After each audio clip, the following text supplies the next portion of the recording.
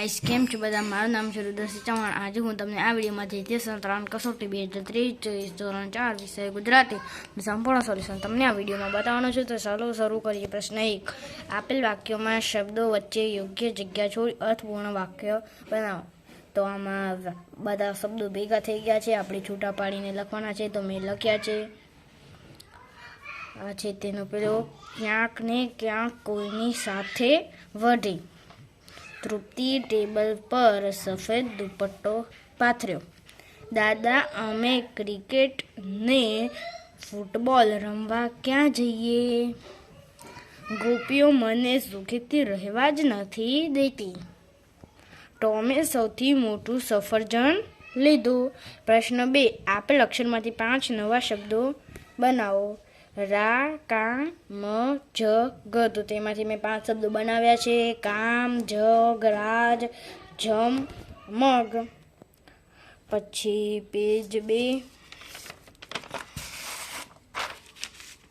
પ્રશ્ન 3. નીચે આપેલ પ્રશ્નોના જવાબ આપો. દાદીમાં બાળપણમાં કઈ રમતો રમતા હતા?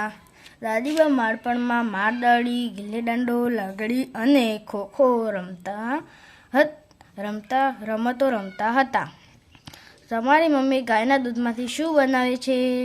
મારા મમ્મી ગાયના દૂધમાંથી છાશ, દહીં, માખણ, ઘી, પનીર, ચીઝ, લસ્સી વગેરે બનાવે છે.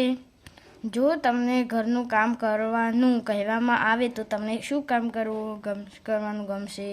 ઘરનું કામ કરવાનું કહેવામાં આવે તો હું લસણ ફોલીશ તથા સફાઈમાં મદદ કરીશ. તમે સવારે ઉઠીને કઈ 3 ક્રિયાઓ કરો છો? અમે સવારે ઉઠીને બ્રશ કરીએ, સ્નાન કરીએ છીએ તથા અગરબત્તી કરીએ છીએ. તમારે ઘરે ભિક્ષા માંગવા આવનારને તમે શું આપો છો? અમારા ઘરે ભિક્ષા માંગવા આવનારને રોટલી, લોટ, અનાજ, ચા, દૂધ વગેરે આપીએ છીએ. 6. ફ્રીજની અંદર કઈ કઈ વસ્તુઓ તમારે ઘરે હોય છે? ફ્રીજની અંદર શાકભાજી, દૂધ, દહીં, છાશ, ઠંડા પીણા, માખણ, શ્રીખંડ વગેરે હોય છે. પ્રશ્ન 4. માગ્યા મુજબ જવાબ આપો. લિંગ અનુસાર વાક્યમાં યોગ્ય ફેરફાર કરો.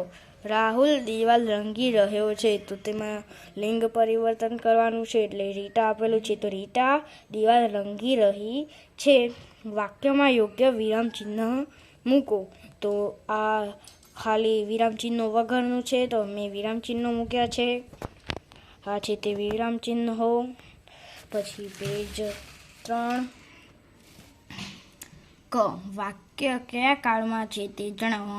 અમીન ટ્રેનમાં બેસી અમદાવાદ ગયો હતો. તો તે ભૂતકાળ થયું. પછી ડ.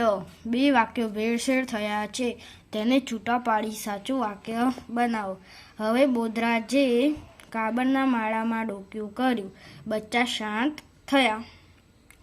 આપેલી ખાલી જગ્યામાં યોગ્ય સંયોજક મૂકો. સૂરજ પ્રકાશ ખાલી જગ્યા ગરમી આપે છે, અને અથવા તો અને. સૂરજ પ્રકાશ અને ગરમી આપે છે. પ્રશ્ન 5. આપેલ ચિત્રનું વર્ણન તમારા શબ્દોમાં કરો. તો મેં વર્ણન કર્યું છે. ચિત્રમાં ગાય દેખાય છે. ચિત્રમાં બાળકો રમત રમતા દેખાય છે.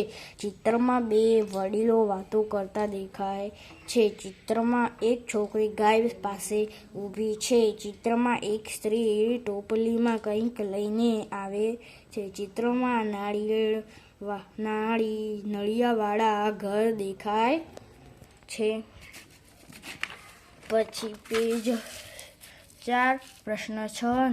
તમે જોયેલા મેળાનું અથવા તમને ગમતા કોઈ એક તહેવાર વિશે 5 વાક્યો લખો. તે 5 માર્કનું છે, એટલે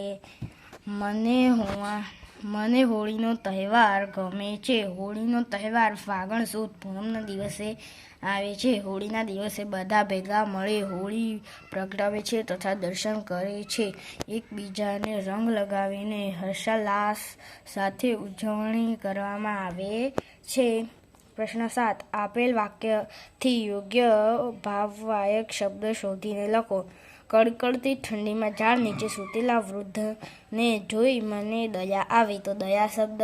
પછી બીજો, મનુએ શાળામાં તાળીઓનું બહુમાન મળતા તે ગળગળું થઈ ગયું. તો ગળગળું. કંડક્ટરે સીટ માટે ઝઘડો કરતા મુસાફર પર ગુસ્સો કર્યો. તો ગુસ્સો શબ્દ. અંશુલ દાદરા પરથી લપસ્યો તે જોઈ મનુ હસવા લાગ્યો. તો હસવું શબ્દ. ગોલું મોલું જેવા બાળકને જોઈ કાકીએ તેના ગાલ પર પ્રેમથી હાથ ફેરવ્યો. તો પ્રેમ શબ્દ. આ હતું આપણું ધોરણ 4 વિષય ગુજરાતીનું સંપૂર્ણ સોલ્યુશન. જો તમને મારો આ વિડીયો ગમ્યો હોય તો તેને લાઇક, શેર અને સબસ્ક્રાઈબ જરૂરથી કરજો.